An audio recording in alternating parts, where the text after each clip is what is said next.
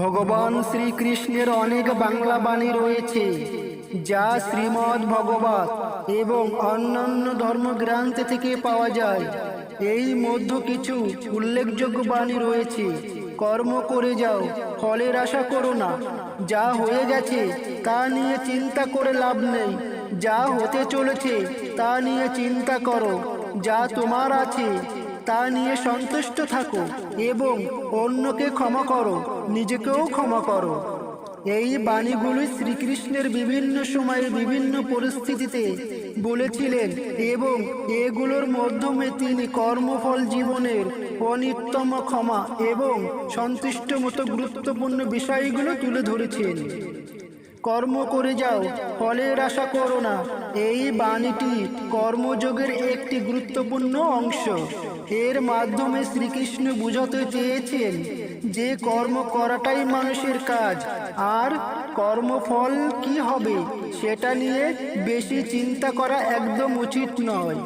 অন্য একটি বাণী, যা হয়ে গেছে তা নিয়ে চিন্তা করে লাভ নেই, জীবনের অনিত্যন কথা স্মরণ করিয়া দেন।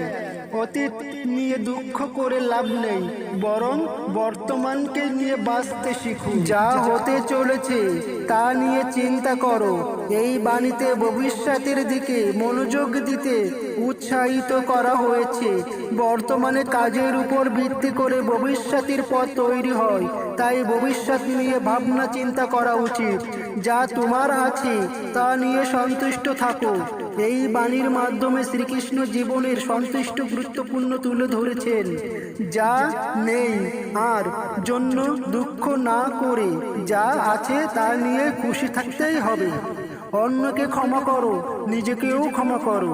এই বাণীটি ক্ষমা ও সহানুভূতি গুরুত্বের উপর অলৌকিকভাবে অন্যের প্রতি ক্ষমাশীল হয়ে নিজের ভিতরে কষ্ট কমে যায়।